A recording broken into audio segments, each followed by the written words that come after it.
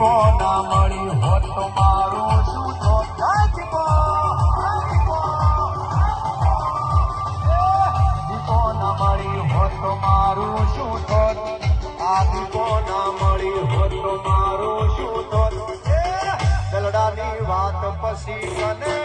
જઈને બોલ દીકો